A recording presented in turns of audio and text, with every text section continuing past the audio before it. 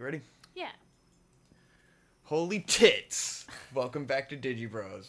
I have Speaking of... a fresh glass of water that I have not spilled on the floor. Yet. You are right. Speaking of tits, I just watched a documentary about a fucking lady turning into a man, bro. Like, bro, why would someone want to do that, bro? What a freak, bro. Like, she had her tits removed, dude. That's fucking weird, bro. That's blasphemy. That's not the topic I want to get into. Oh, okay. But I wanted to portray a caricature of a person who doesn't understand trans issues. What? Because I just watched a documentary about trans people. Yeah, but why was that a Anyways. character that you felt you needed to portray right now? Because I said tits at the beginning of the Oh, episode. so you and then- objectified women, therefore you don't Yes. understand trans issues. Yeah. I don't know. Okay. Boobs, bro. Dude, tits, bro. Why would you not want tits, dude? Whoa. Yes, why would you not want tits? Yeah, so anyways, expanding on what we were talking about last episode with the dead bodies and shit and how Corpses. you might as well donate them to science because Because you're otherwise we're just a wasting pile time. of meat. Someone asked us, are we atheists? Because they asked, like, I thought you guys were atheists, so why do you believe in, like, ghosts and aliens and supernatural stuff or something like that? It's Christopher. And so I wanted to, you know, ask for DigiBros. They're curious. Hope, are you an atheist? What are you? So, I'm sure everybody already knows, grew up in a super Christian home, and very quickly, well, not very quickly, but over a long period of time became not a big fan of organized religion. But of course, being not a fan of organized religion doesn't mean you're an atheist. I would say I'm more like an agnostic. Which is along the lines of, I do believe there's a God, and things along those lines. Is it necessarily like God and Jesus? Is it, you know, Muhammad? Not Muhammad, but, you know, Allah? Muhammad. But I do believe there's a God, and, also, you know, inclined to believe in supernatural things of such a sort. I just really don't care for organized religion. Yeah. Good thing to not care about. Yeah, Because, it's pretty toxic. It sucks. Yeah. It's killed a lot of people, and it's ruined a lot of lives. True. It's made things hard for the gays. It's made things hard for everybody. Anyone who's not, you know... Religious? or even people who are religious, because women are highly oppressed in a lot of religions. That is true. Even in Christianity, women are supposed to be subservient to their husbands. You know, women aren't allowed to be... In traditional Christianity, women are not allowed to be pastors or preachers. They're not supposed to speak in front of, like, the congregation. Yeah. Because they're supposed to be followers. Because being a woman is, like, bro, dumb, bro. Women are stupid, true. dude. Women God, are pretty... bro, you're made of, like, half of one of my ribs or something, bro. That's fucking You're pretty close, whack. Victor. I'm proud of you. So it's a whole rib. It's a rib, Yeah, yeah. One of the ribs. Yeah, it's one of the ribs. Well, how the fuck else could science explain why we're missing a rib, other than that it was taken to form woman? Other than like, that God took it to doesn't- make another creature. Science can't explain why I'm missing a fucking rib, Hope. It's because I created you. Yeah, so you don't really realize how fucked Christianity is when you grow up hearing about it all the time until you grow up and you hear some of the stories again and you're like, oh my god. That's That's ridiculous. Oh, it sounds like, to someone like me, it sounds Like a just joke. like Greek mythology or something, where it's just like these tall tales and stuff. Like, it doesn't really make any sense. Until I watched a documentary about trying to disprove scientific evolution, and I'm just like, I don't know. Yeah. I just don't know, man. I can't disprove anything. These guys sound like they're onto something. But I don't know. I don't have the answers. I don't really care. But so you believe that there's probably a sort of God. It's just not like... It's not the necessarily God- a god that belongs to an organized religion. It's not a Yeah. god that a human has chosen. It's not the God that we think it is. Because that's what I think is the Hashtag worst not thing your about God. organized religion is that it's all brought Jesus. about by humans. And Yeah. why would a human know these things? Yeah. I mean, you look at stuff like the Book of Mormon, and I know, like, South Park has made fun of that, and of course the Book of Mormon and things like that, but it's, like, such a ridiculous story that, like, you know, an angel came down and talked to this guy, and only this one guy, and he's the only one that he trusted to write this book, and no one else can attest to what he was told or anything along those lines. It's just like, yeah, well, he's probably fucking lying. Yeah. And it's the same thing with Christianity or anything else. Every Bible is always written and rewritten and reinterpreted, and, like, at what point, like, if this were God's true message, why would he let everyone interpret it these different ways, you know? I don't know. If that's even an aspect that people think about. I guess the other thing is that I don't like about organized religion, and I've talked to you about it, is that it's very fear-based. It's very, if you don't do this, then you're going to hell, or if you don't do this, then you're going to invoke God's anger and he's going to punish you. Yeah. Or, you know, you need to do this in order for, you know, God to be happy with you. Like, you have to, like, earn this love, or whatever the case may be. It's all very, you have to meet this certain set of parameters that happen to be in line with whatever the organization is that this religion, you know, benefits. Like, oh, that's very convenient for you, isn't it? That's very nice how you need to take 10% of my income. Huh. I wonder why. Oh, yes. Oh, it's for Jesus. It's for Jesus. Yeah, Jesus needs 10% of my income. Even though I don't fucking have any money. But Jesus needs it. That's the thing, I don't think a lot of people who aren't in church, like, we don't realize how much church costs. Like, church isn't free. Church is not free.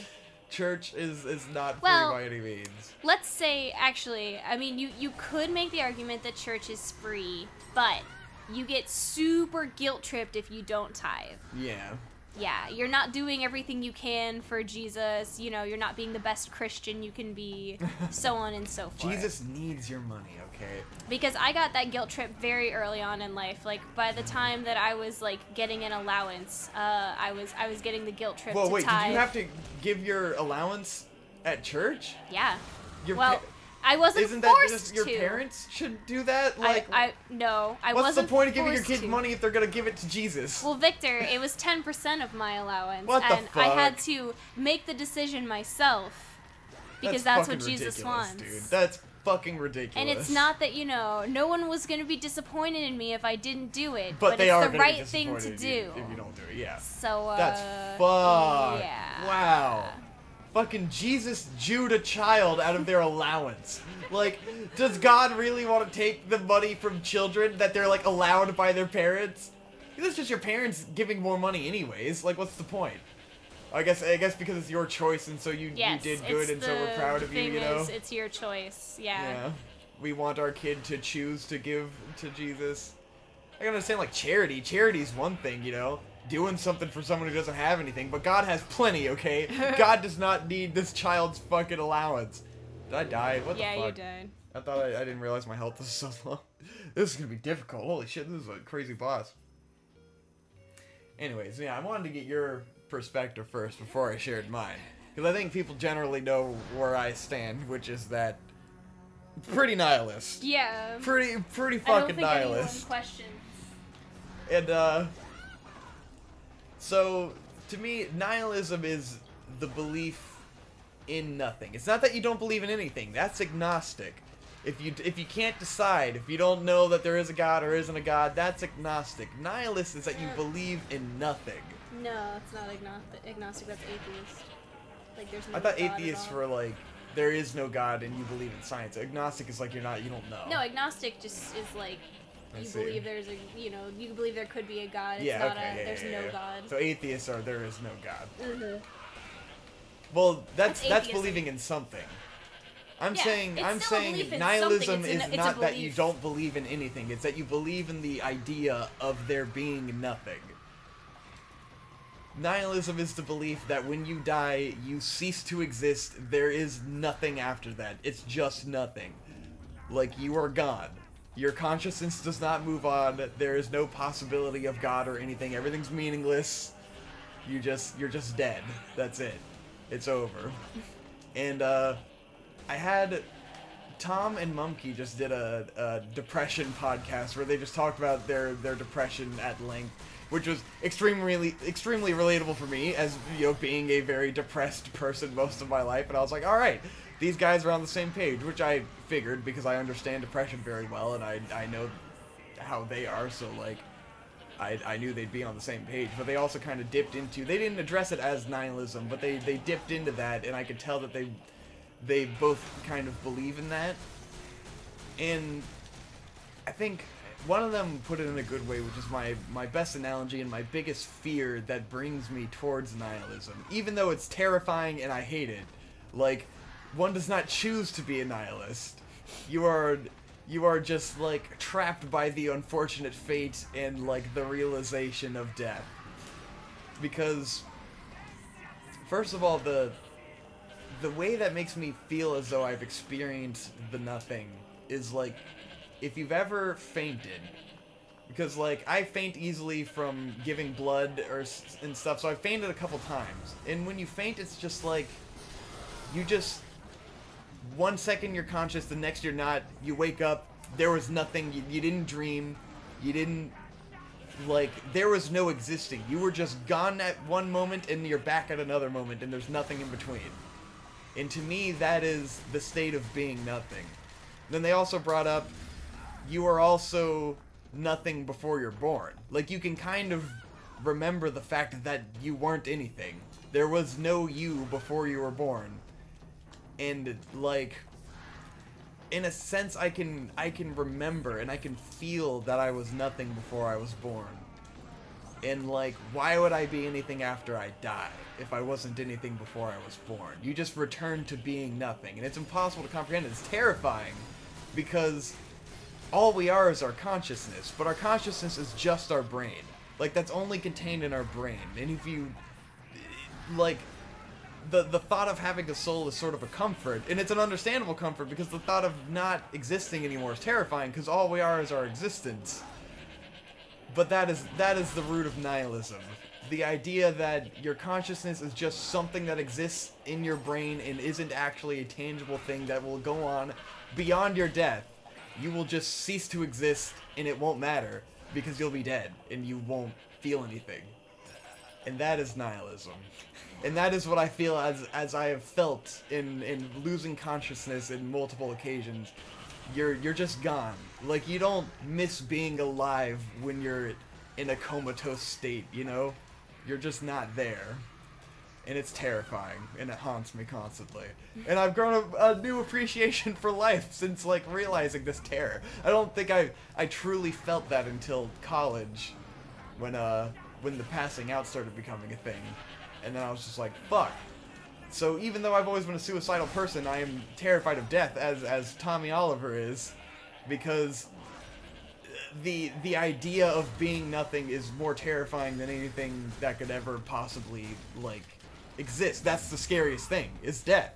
Because you might just stop existing. You can't comprehend that. All you can comprehend is your own existence. It's ridiculous. Anyways, that's my nihilism brand. That's what I believe nihilism is as its core. It is the belief that you will be nothing. That brought up a very interesting thought because I've heard people talk about nihilism before, but I hadn't ever heard the aspect of before you were born you were nothing. Yeah. And that actually does make a lot of sense. Yeah, it because makes sense. That's true. You weren't, you weren't, you can't say that you had a soul. You can't say that you were necessarily, there was a long period of time where you weren't even a thought in someone else's head, Yeah. And then there's and what does that define you as, before you have a physical body? Yeah. Even as a baby, you don't have memories. Like, you don't have a formed consciousness yet. You don't have, like, your consciousness is formed of your memories. And, like, relating that to what you're perceiving around you. And, like, even I have interesting thoughts about this with language and how you think in your head, because if you've never learned language, what do your thoughts sound like? Because I think in English, Yeah. Like, you think to yourself in a language. And, like, even that's kind of like, well, your your thoughts being encoded in language is your memory of language translating what you're perceiving around you. And so, like, how do you think if you don't have any reference for language and you just think in image? I have no idea. I've always wanted to ask, like, a deaf person that. Yeah. Who doesn't know how to speak. I know data on that has been collected somewhere. Yeah. There is information on that. It's trippy. But then, yeah, you don't really exist until your brain is developed to a point where you can have memories, and then you create a sense of self. And, like, God, it's a trip. It's horrible, man. So immortality would be nice, because I don't want to stop existing, you know? That's what everyone's all about. You don't want to stop existing. That's why people have to have the comfort of an afterlife and a comfort of a God, because, like, if you look into the abyss and think about the fact that you'll stop existing, like, really deeply, it's fucking terrifying. And, like, I legitimately scare myself sometimes getting into it, which is why I don't share it a lot. Like, I don't talk to you a lot about the nihilism in detail until now. I went quite into detail because I don't want to scare other people and bring them into where I am or make them think that I'm, like, in a weird place. But that's just kind of what I've accepted. And, like, most of the time I just try not to think about it and enjoy what I'm doing, you know, while I'm here. Try not to do anything reckless, because you'll just be gone, man. You won't miss anything. You'll cease to exist. I think the fact that this conversation can even be a thing that happens attests to what a massive ego we as humans have. Yes. That we have to worry about, you know, where we came from and where we're going to be for, like, the rest of eternity. Like, dogs don't worry about that shit. You don't see fucking lions out there worrying about what's gonna happen to them after they die. They don't have Plants don't gotta worry about sense that. Of self in the same way, you know. But it's truly the curse of having an ego. Yeah, it's really self-awareness, self-preservation. Like, everything tries to preserve itself. Yeah, but you can't even say it's self-preservation, because death, plants and animals have that. It's the matter of Yeah. having an ego and being aware of what you are and who you are. Ugh, it's terrifying. There is no truer horror than the thought of dying and being nothing. Like, that's the biggest. Like, everything always gives you a second chance, you know, a second life. I don't know. See, to me, the thought of dying and becoming nothing isn't a big deal, because I won't be able to experience it. I won't know that I'm nothing. The worst thing, worse than that, is the thought of dying and going to hell and being tortured for forever and never being able to escape, and that's the rest of your eternity. The time's so long that you can't even comprehend it. Yeah. Like, that's horrible. That's terrifying. That's why religion works so well, because people are so afraid of that. Yeah. I would rather just be nothing. Yeah, because you won't be anything. Yeah, you don't have to be afraid if you're nothing. Yeah. There's no fear in it. Oh God. Just the idea of ceasing to exist is terrifying. I think it's horrible. It's interesting that bothers you, and it doesn't bother me at all. Maybe you haven't had enough time to contemplate it. I don't know. I won't. If that is true and that is what it is. Like, yeah, you won't feel anything when it happens. Even know. But leading up to it is, like, the scary part. Like, knowing that you will stop is weird. I don't know. It just freaks me out. I'm glad it doesn't freak you out. I'm glad you're not in this fucking unending torment that I live in.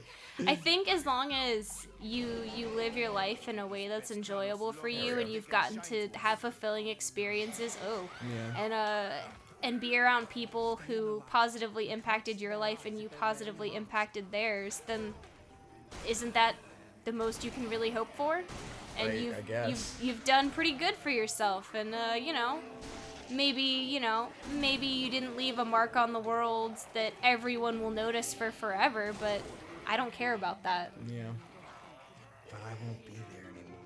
You don't get to experience anything anymore. But you already, you had your experiences. You're good. Had your run. Yeah. You had your run.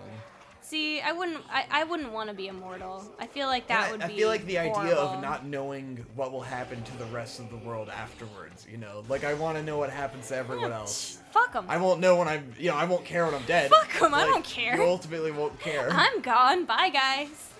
It's like, it What sucks. happens to the world isn't of any concern to me if Yeah. I'm gone. But then, you know, my beliefs fluctuate, because that's me at my most negative, is being a fucking nihilist and being like, nothing means anything, there's no purpose to it all. But then there's like, I almost want to believe that the point of life is to like learn, like you exist to learn something, and then once you've learned that thing and become fulfilled, then you can die, you know? And I don't want to die before I reach that, like, nirvana, you know? I've always thought that people really stick too hard on the nothing means anything Yeah. part of nihilism. Like, even if it does, even if everything you do doesn't mean anything, Yeah. and so I can still Exactly. enjoy it. But yeah, I can yeah, I still mean, you might find as well people who enjoy I your care time. about and fucking live my life. Like, I so what if definitely it doesn't mean believe anything? I definitely don't believe in the whole, like, nothing means anything, Rick and Morty kind of way to think about it. Even if it does, who gives a shit? Doesn't matter. Yeah. I'm gonna have a good time, and that's what I'm gonna do. Exactly. I don't give a shit if it doesn't impact the universe. Yeah. All that really matters is that you do your thing, Fuck the you enjoy universe. yourself, and then you're gone, you know? You're a fleeting moment. Everything's a fleeting moment, and if none of it matters, then, Because like, yeah, The other whatever. thing is, why worry about it? Because it's not something that's within your control. Yeah. Even if can't you control worry it. about it all night and day, you're not going to be able to change yourself into some sort of creature that can have an impact on the universe. So, fuck it. Who cares? Meatballs lovers. I don't know. I don't really care about the whole having an impact on the universe shit. I'm mostly just afraid of not existing anymore. Because I enjoy existing. And I get to be with you. It's fun. Yeah. I like Maybe being around. maybe my viewpoint is very hedonistic in that Yeah. all that matters is that, is that I have a good time and the people I care about have a good time, Yeah. and that's fucking it. Whoa! That was cool. But then I feel like if you live to be like 90 years old, then like you kind of come to that point anyways, where like old people they always have this acceptance of death, you know? Like they've been around long enough. It's time for them to go, you know? Yeah. And I will look forward to feeling that way when I'm not young anymore. But as long as I'm young, I want to Well, nobody stick wants around. to, Yeah. you don't want to get cut down in your fucking prime. Yeah. You know? It's horrible.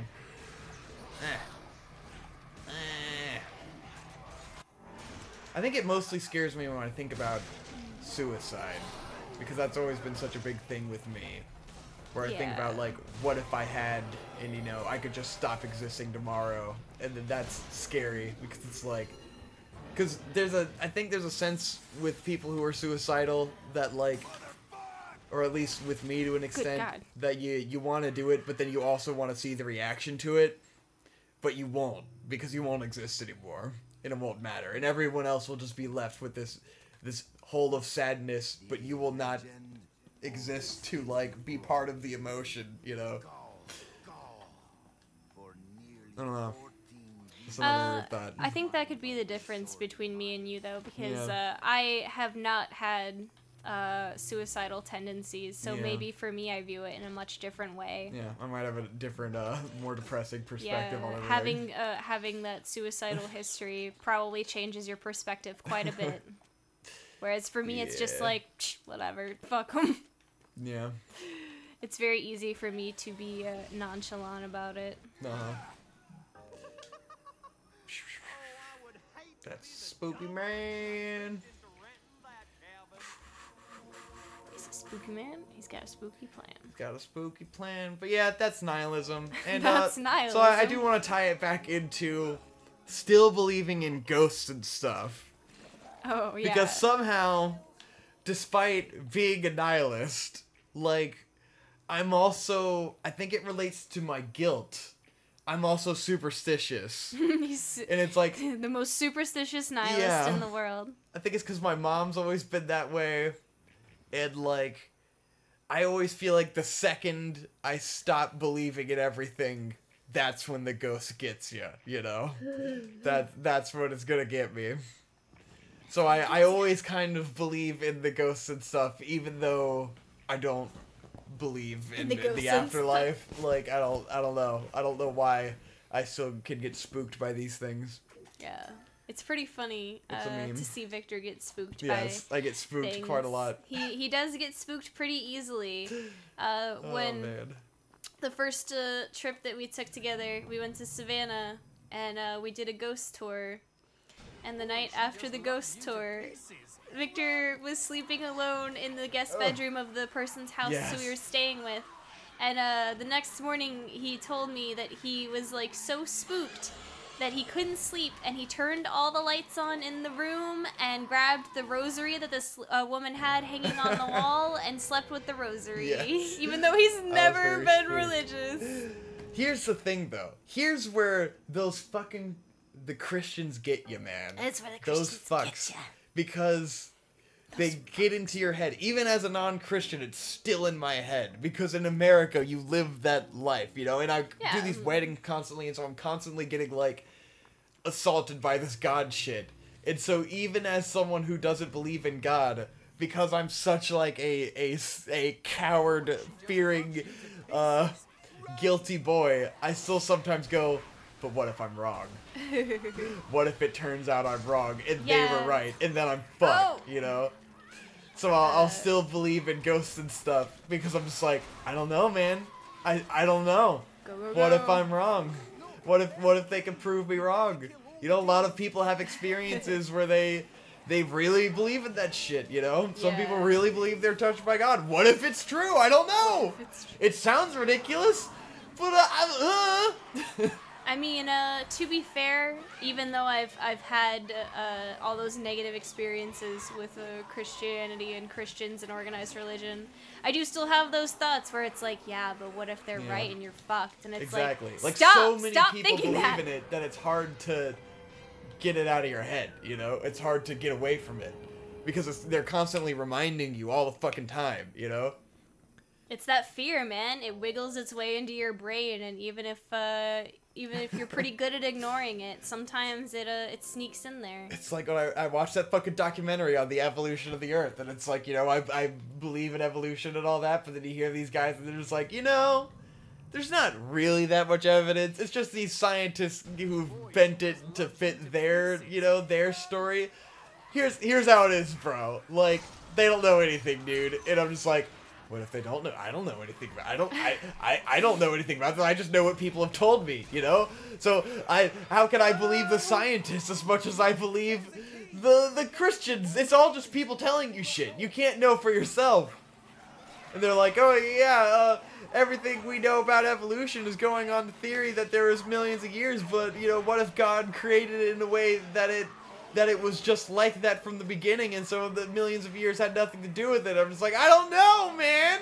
I don't know. When you explain it, when this old white man explains it to me in such a nonchalant way, it sounds plausible. I don't fucking know. That's the power of old white men. Yeah, because that documentary is amazing. I wish I knew the name of it on Netflix, because it's just like all these old white dudes just standing around very nonchalantly talking about how, like, the science is all bullshit and they're right, and you're just like, they're so confident in it that like you kind of believe them, but then you're like, I don't know these guys' credentials, but then I don't know anything, man.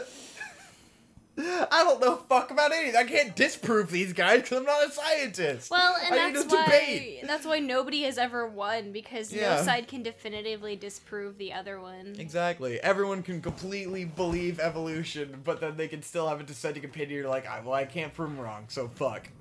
Fuck me, I guess. And then you're like, well, none of it fucking matters. Whatever.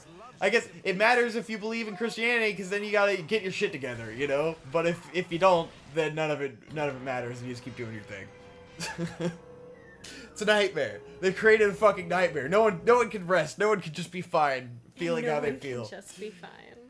You just gotta be guilted your entire fucking life in fucking America, man. Because the Christians won't shut the fuck up and let me live. It's all the Christians' fault. Because I gotta do these weddings and sit there in Catholic churches and just hear them do. Let me rattle on about all this bullshit. Oh, man. Catholic weddings are just, so much, man. So much shit they spew. Yeah, it's pretty bad. Catholicism is especially. God created women to fucking, to be a wife. That's all you're there for. Catholics aren't allowed to have birth That's control. your job. They don't believe in it. Uh-huh. Every time there's people are getting married and there's all these quotes about having kids and stuff, the assumption that you'll have kids, and I'm just like, what if they don't want to have kids, man? Give them a choice. Because, the primary reason for sex is to have kids. That's what the Bible says. You're getting married so you can have sex so you can have kids, because you're not allowed to have sex for the purpose of not having kids. Don't be dumb. Yes. And if you're having sex, it has to be with the intent to have kids. It can't just be for pleasure. No. There has to be the intention of having kids. It's Why in the the Bible. fuck? What am I? Can I not open this door? What the fuck's going on? Where do I go? I think you probably need to get into the house. Did you do the timer? Well, I need to get an eyeball to give to the guy to get in the house. I forgot to do the timer, but we've definitely been going like 30 minutes. I think we're good. I think I went on a good spiel about nihilism. It was a good spiel. Hope made me feel bad for being afraid of death. No, it's just so different cool people. It. It just doesn't bother me. I have a significant. It's the same way certain things bother me that don't bother you. Yeah, I have a lot more anxiety than you, so makes sense. All right, next time on Did You Bros, we'll be a little less dark.